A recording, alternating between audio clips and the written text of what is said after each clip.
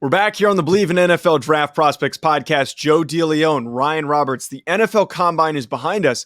And you know what time that is, folks? It's mock draft time now that the Combine is behind us. Every time that there is some sort of massive event, it means it's great timing for us, Ryan, to do a mock draft. Are you excited? Because I know that mock drafts aren't your favorite thing, but nonetheless, it's still a fun activity to do after we got to see these guys up close. You know what's really funny, Joe, is that I always call you clickbait, and everybody knows that I hate mock drafts, but I think this was actually my idea to do this mock draft, so it's kind of funny how that worked out. But yeah, you always call me clickbait. But regardless, we're doing the mock draft. I'm going to start us off. We're going to do a pretty quick hit here with the picks.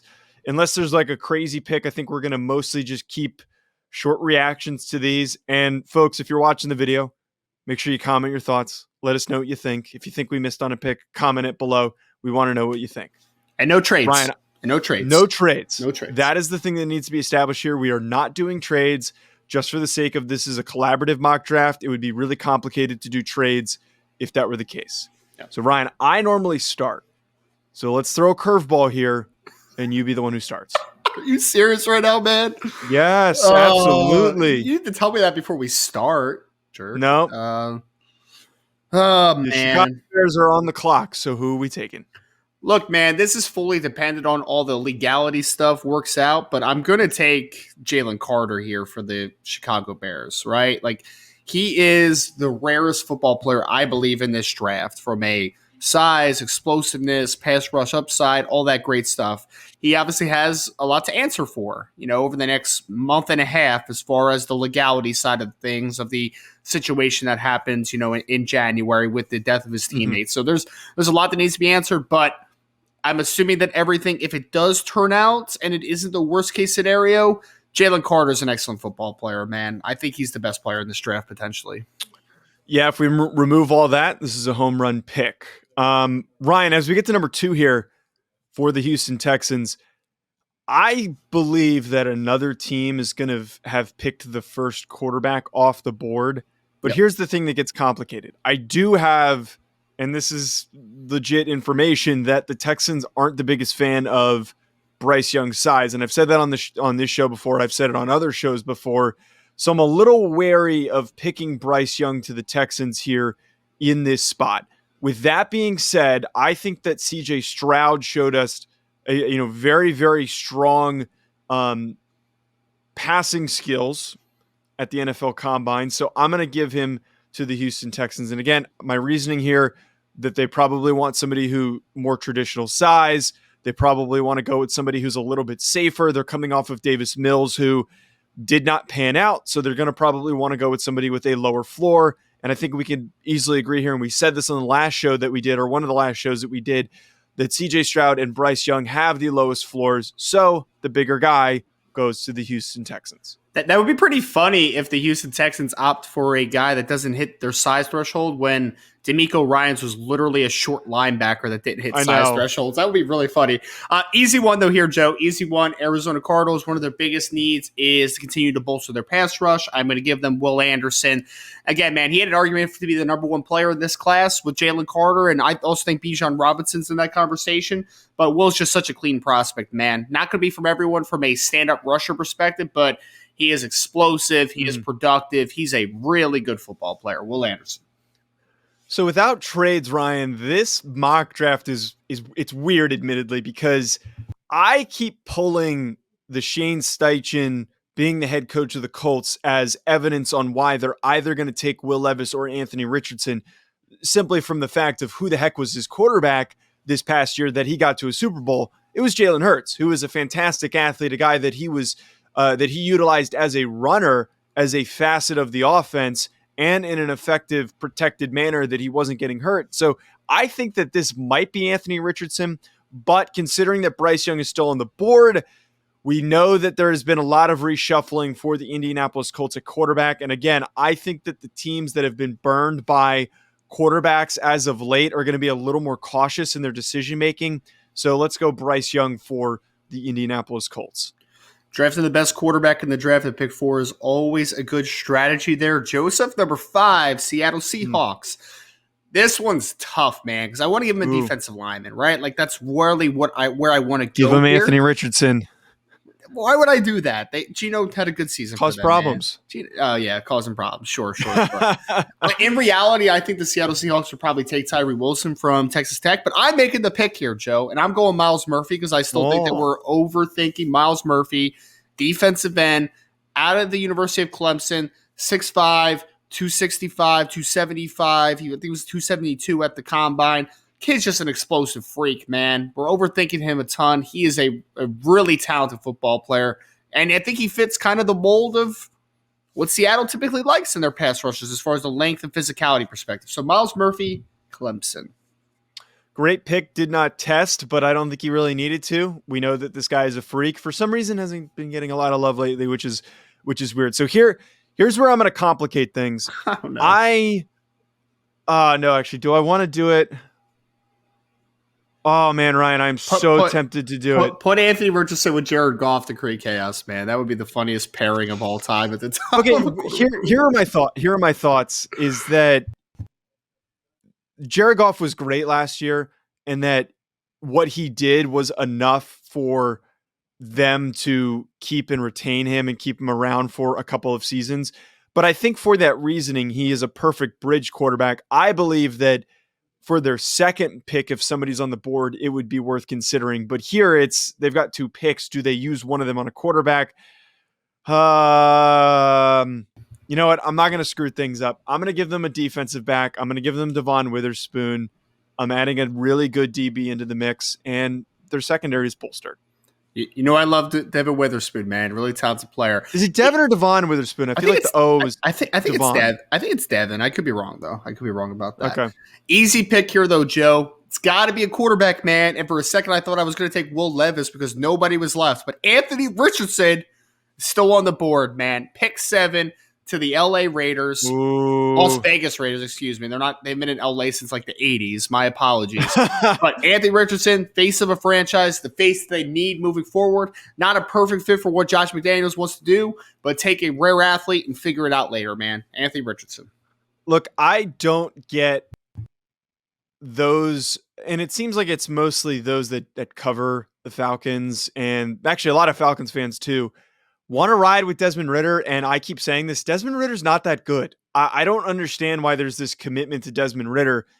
Arthur Smith has been around for a few years now, and they also are another team that has not had a solidified answer at quarterback. So here's the polar opposite, going from the guy with the high floor to one with a higher ceiling. And I argue that Will Levis fits very nicely with the scheme that Arthur Smith likes to run. And him being on the board, I think, was unexpected pre-combine. Now post-combine, I think the momentum continues to build for Anthony Richardson as QB3. So Will Levis is on the board. The Atlanta Falcons don't have to make a move.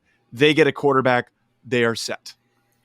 Man, I think Atlanta fans are going to hate that pick so much, but it doesn't really matter. It's really funny. Carolina Panthers, Joe.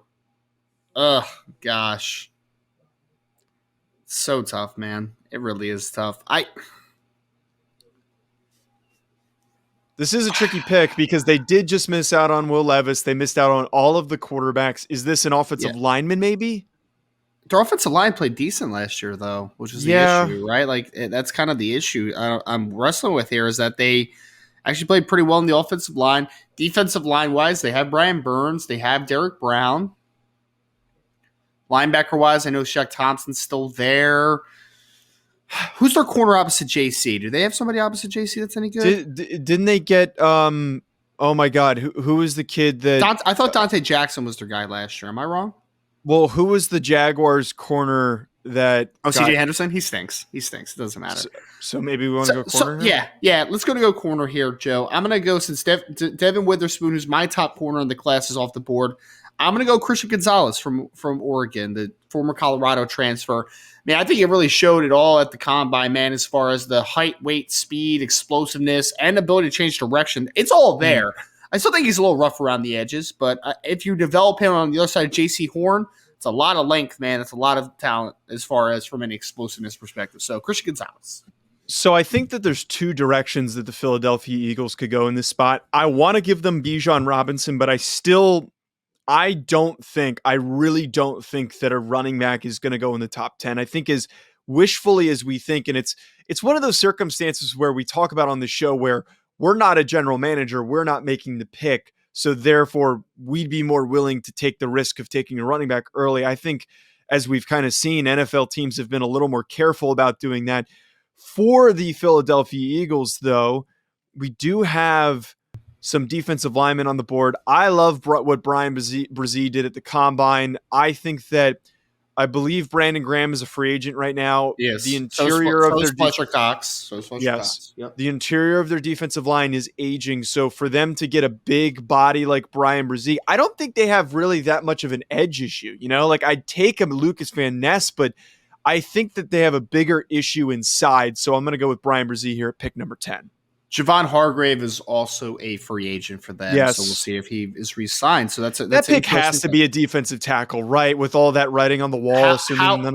Howie Roseman traditionally is an offensive defensive line guy in the draft anyway. So, I mean, that's kind of where they make their bread and butter. So I think it makes a ton of sense.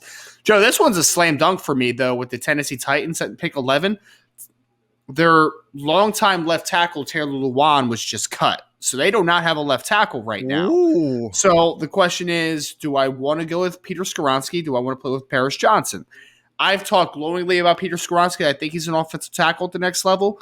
But I'm going to take more of the sure thing, and especially because the Tennessee Titans are still a team that's going to want to be built as a physically imposing team, a team that wants to get downhill, wants to run the football a ton. So give me Paris Johnson Jr., offensive tackle out of Ohio State. We saw the 6'6", 320, 36-plus inch arms. He has all the talent to be a dominant blindside protector. I think stylistically he fits what the Tennessee Titans want to be. Before we continue on with this video, I just want to tell you folks about an exciting new partnership that we have with this channel with Underdog Fantasy. Ever since I joined, I've been having so much fun. There are so many different exciting games that make watching games during the offseason more exciting. I'm not the biggest basketball fan, but it has made it way more entertaining since I found Underdog Fantasy. And my favorite game to play so far, which I think you should try out, is Pick'em. It is so easy to play. Just pick higher or lower on your favorite player's stats, and you can win up to 20 times your money in a single night. Underdog keeps it simple with their easy-to-use website and mobile apps. Pick between 2 and 5 players to fill out your Pick'em slip, get every pick right, and take home some cold hard cash. Use code HACK, H-A-C-K, HACK, like the name of this channel. Use code HACK to get your first deposit doubled up to $100 by Underdog. Go sign up. You won't regret it. You're going to have a blast. Check out Underdog Fantasy. I also want to tell you folks about our other recurring sponsor that we have on this channel, that being BetOnline, betonline.ag, which has all the updated odds, news, and anything for sports betting. It's my go-to source for when I want to be betting specifically on games. I love betting on college basketball or the NBA, especially, again, during the offseason. Always looking for more fun ways to be focused in on some of these other sports. It's betonline.ag and use promo code BELIEVE50. It's promo code BELIEVE50 to get 50% welcome bonus on your first deposit. BetOnline, where the game starts. Man, that is perfect pick. And I also think that's one of those where I'm going to keep saying this, that's got to be an offensive lineman. I don't think offensive linemen are going to be a heavy pull in the first 10 like we had last year. So I believe that Titans pick, them parting ways with Taylor Lewan, it's got to be one of the offensive linemen, and Paris Johnson did phenomenally at the NFL Combine. Houston Texans, very fun spot here at number 12 as they get to round out for DeMeco Ryans another great pick. And look, Tyree Wilson's on the board, dude. They get an in-state product with Tyree Wilson. I'm throwing him into the mix. I know that defense is young and improving, but throw in a very long, athletic edge rusher. I think that's a great addition for that defense as they get 2 top 15 picks to get a quarterback and now possibly a premier edge rusher.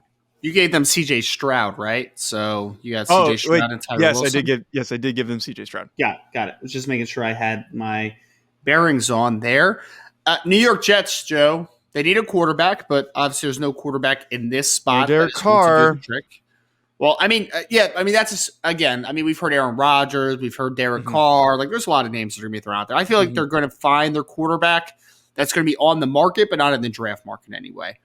So one player that has been a disappointment after a really strong rookie year was Mekhi Becton as an offensive tackle for the New York Jets, right? You have Elijah Vera Tucker, who's done a nice job, obviously inside at guard, but I think that there's still some answers that need to be found at tackle. I know that they've, found some lightning in a bottle with like George Fant and stuff like that over the last couple of years, but I think continuing to bolster offensive tackle is always a good idea, especially when you're not sure about the future of Mekhi Becton. So give me Peter Skoronski, offensive tackle out of Northwestern. I think he's a really safe player, and I think he's a high floor player. And I think for the New York Jets, that roster is getting a lot better. You need high floor type of players to really kind of get this thing kickstarted a little bit. So Peter Skoronski, offensive tackle, Northwestern. Boom. That is a home run of a pick for them to round it. Not a lot of length on that offensive line, though, as you said, of Vera Tucker and Skoronski, but still a really stout offensive line that the Jets are going to be having for Zach Wilson to throw 5 picks a game. Now the New England Patriots picking at number 14. I'm going to be a hack. It's a weird one, man. I'm going to be a hack, man. The tight end, the best tight end in the class, the best tight end that's come out in the past few years. Patriots fans. You know what? It's weird is you get some of these other fan bases that get upset if you give them Michael Mayer. But when I hear Patriots fans, them getting Michael Mayer, it's been nothing but like, oh yeah, that's awesome. Patriots fans love tight ends, dude. Bill Belichick loves tight ends. Gets himself the recreation of Rob Gronkowski. I know that they have invested free agent money at tight end, but put a young guy into the mix, get an added piece to the offensive line, which wasn't great last year, wasn't consistent last year, and a go-to weapon for Mac Jones, who doesn't have a lot of them. Yeah, because I think it's the baby Gronk nickname, right? Like New England Patriots fans are like, yeah, Michael Mayer, cool. What stinks is that I was lining him up to the Green Bay Packers here at F15, man. Like that was my pick. Wide receiver, I've been very on board with this, Joe. I'm just not a fan of taking the wide receiver in the top 20 this year. I'm just not. In the last 12 picks or so, if it's the right situation with the right team, I'm okay with the wide receiver, but I'm not forcing a wide receiver here for the Green Bay Packers. I know Green Bay Packer fans are probably rolling their eyes because I'm about to make them not draft a wide receiver again in the first round for like the 6th straight year, but I just can't do it, man. I just don't love the value in this slot. I am going to give him an edge rusher, though, Joe. I'm going to give him some pass rush profile to continue to bolster. This is going to be a controversial one, but I like controversy, man. Will McDonald, the 4th, Iowa State pass rusher, the best outside track pass rusher in this class, man. I think they'll probably be more into the profile of a Lucas Van Ness from a legitimacy perspective. But I love Will McDonald, man. I think his upside is immense, incredibly flexible, outside track rusher. Will McDonald, Green Bay Packers. So, Ryan, the more that I think about this, I think what's about to happen for the Commanders is pretty good proof that they might need to trade up to get a quarterback, because them at 16, they missed out on premier offensive linemen, and they need interior offensive line help. They missed out on a chance to even touch a quarterback. Like, that's got to be priority one. I just think to myself that offense isn't bad, and it's like, how the hell do I fix it? And it's quarterback. They need a quarterback, but they can't get anyone here. I'm a little perplexed on like who I want to go with in this spot. Because I don't love any of the interior players. I'm not going to go Ricky Stromberg this early. I'm not going to take Hendon Hooker. But I don't want to go Hendon Hooker this early. I think if it's going to go anywhere, it might be with the Bucks at 19 or maybe 20 for the Seahawks. I don't want to give them a receiver. If I gave them another defensive lineman, I think Commanders fans would revolt for the amount of years in a row that they have selected defensive linemen. You know what? I'm going to just keep it simple. I know that their corners have been fine, but I'm going to give them Joey Porter Jr., who I believe him being on the board this late is a strong pick for the Commanders. Joey Porter's not a good football player, man. Oh, shut up. Next pick here, Pittsburgh Steelers. I should rephrase. He's a good football player, just a little early for my taste, right? Pittsburgh Steelers, Joe. They've needed offensive line help. They for whatever reason are just not withstanding to do that for them over the last couple of years. I'm gonna give them offensive line help, man. I think for me, like, this is one of those ones where I wouldn't necessarily be like pumped about this pick, but I think it makes sense and it's a good football player. So give me Broderick Jones, I like offensive that. tackle out of Georgia.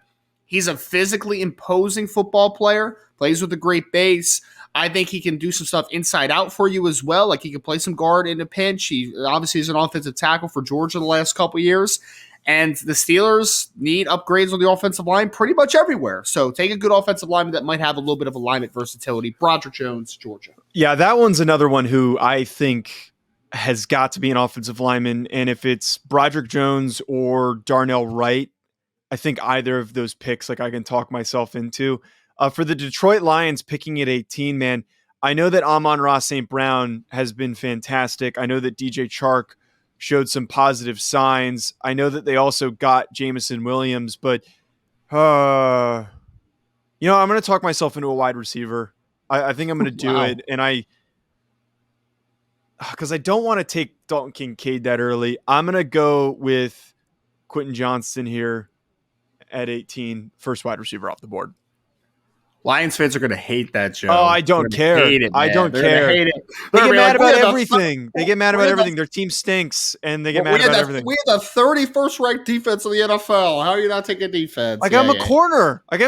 Who else am I supposed to take? I guess I could have gone Van Ness, but man, you're good. You're good. Stick to your guns, sir. Stick to your guns. Tampa Bay Buccaneers, Joseph. Oh, man. This is actually a really tough one because obviously they need a quarterback. Because I don't know if you're on the Kyle Trask bandwagon. I am not. I don't know, man. Just don't know if I'm going to take it here. I like Hendon Hooker. If Hendon Hooker didn't get hurt, I might even mock him in the late first rounds. Like I was a fan of Hendon Hooker, but I'm just not 19 overall Hendon Hooker. Like that one just doesn't make a ton of sense for me, man. It really doesn't. So, they have wide receivers. They don't need a wide receiver. Offensive tackles. They have offensive tackles. I mean, you could always use more defensive linemen, right? Like, in theory. Right. I know they have Vita Vea, but, like, they can add somebody with Vita Vea, right? Joe, this is like the ultimate trade back spot, man. If you don't have a quarterback that you like here. Oh, you know what I'm going to do? People are going to hate this, but it's fine. Bijan Robinson's on the board. They just cut Leonard Fournette, and they just had a historically bad rushing attack this past year. So give me Bijan, man. Give me Bijan.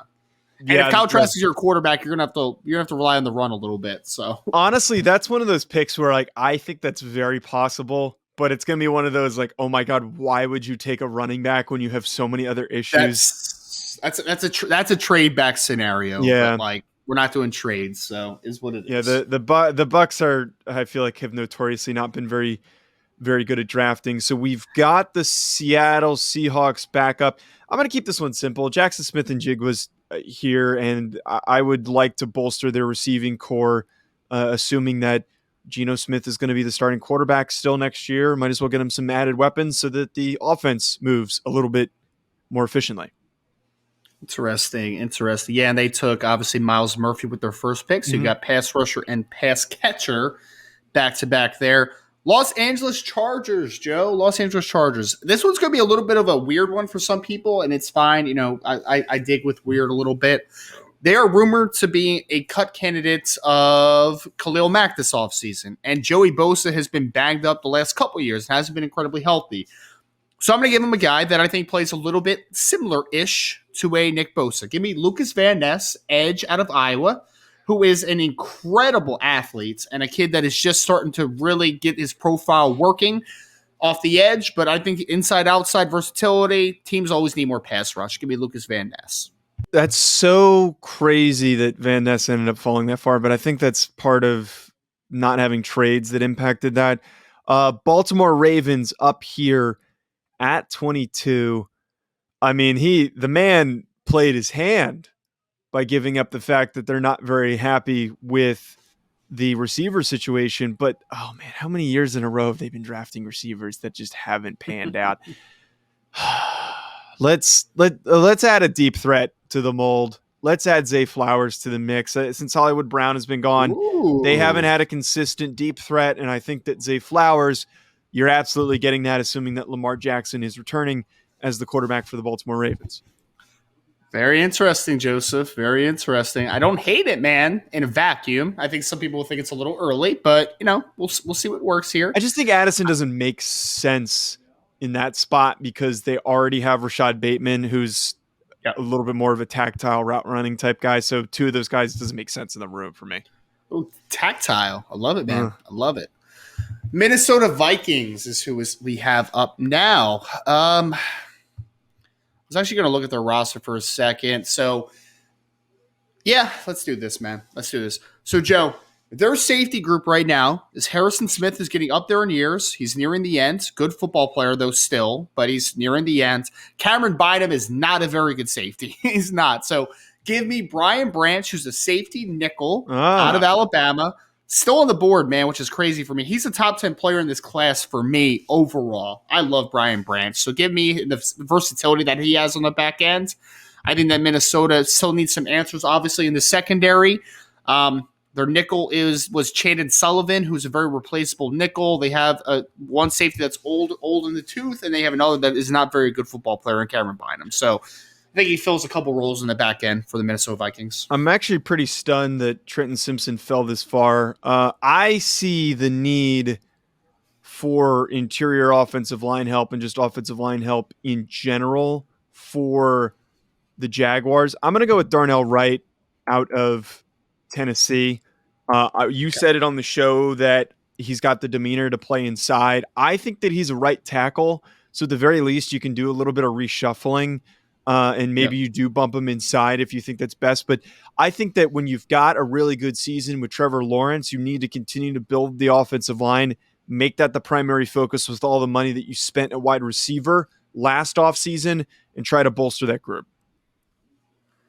Giants are a weird one, man. They're a weird one. I mean, they need wide receiver help, right? So, I mean, that's like my immediate thought because, I mean, they're cutting Kenny Galladay, right? Isn't that the whole thing? Is that they're about to cut Kenny Galladay? This has to be a receiver. I think Giants fans would revolt if they didn't take a receiver.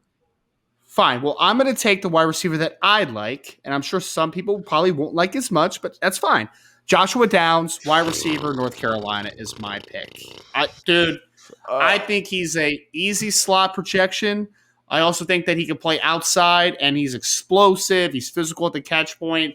Smaller receiver, but, I really don't care. He's a good football player, man.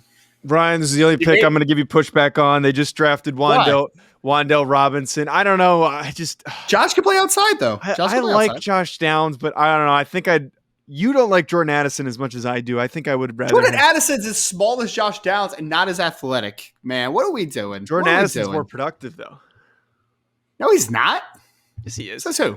What is he more productive this year? He won the Biletnikoff. What are we talking about? This year he was more productive? Maybe not this year. Oh yeah, Joe. You mean on that fantastic Pittsburgh Panther team with all those other great receivers that he played and with? Kenny Pickett. Yeah. Yeah, Kenny Pickett. Put some respect on Jordan Addison's name. Sure. The Dallas Cowboys. You know what? The Dallas Cowboys are happy that Jordan Addison's on the board right now, and they're going to go with him. I feel like they have had inconsistencies at receiver, so them adding a receiver, I think, is the most likely decision here.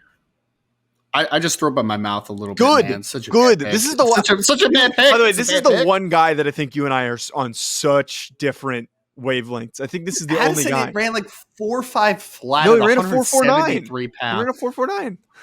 Oh, 4.5 flat, 4.49. Is that a big difference there? It is Chief? For me, damn Come it. on, man. It is for me. Stop it. Look, all right, we're at Buffalo Bills. Buffalo Bills are in a championship window, Joe. I think you just continue to get high floor football players for a team that's is in championship windows. Mm-hmm. I'm not super high on him from a first round perspective, but I'm going to give him Osiris Torrance, the offensive guard from University of Florida, because look, man, he's 6'4.5", he's 340 pounds. He's just rock solid, right? Is he a traditional first round caliber player? Probably not. But in this class, with the high floor he has, the Buffalo Bills, Osiris Torrance, Florida. That's a fantastic pick for him. And then, oh, wow, the Bengals are pissed right now. The Bengals are really upset because they missed out on all the tackles. They missed out on all of the great interior guys that they could have used to bolster the offensive line. They do. You could. You know, Could give him DeWans, man. oh Give my him DeWan God, Jones. dude. I am not giving them DeWan Jones. DeWan Jones is not a first round pick, man. And I'm really hoping that is Isaiah Wilson was the kid out of Georgia, right? That went to the Titans. Yes. That's Isaiah Yes. Wilson this year. I'm telling you right now that is Ooh. Isaiah Wilson. We need to stop getting ahead of ourselves. I like Kalijah Kancey. I'm a big Kalijah Kancey fan. He gives you a little bit of pass rush. He gives you a little juice on the defensive line. So let's go Kalijah Kancey for their defensive line pick. Joe, you know I'm not like the biggest Kalijah Kancey fan, but him pairing with DJ Reader is a good pairing. Yeah. So I'll give you that, man. That's not a terrible pick. Thank you. I actually didn't dislike that one that much. That much. It seemed worse. New Orleans Saints, Joe, obviously needs a quarterback. I think that's going to be resolved, obviously, in free agency or trade destination wise, whatever. We'll figure that one out. Defensive lineman, there's just not a interior defensive lineman that I would be like super stoked here. Like I would consider Keanu Benton, but I'm not going to do it. I'm going to go to cornerback here, Joe. A guy that I haven't gotten eyes on until pretty recently, just had a historic combine. Give me Deonte Banks from Maryland, man. Wow. That kid's a talented football player, man. Historical tester.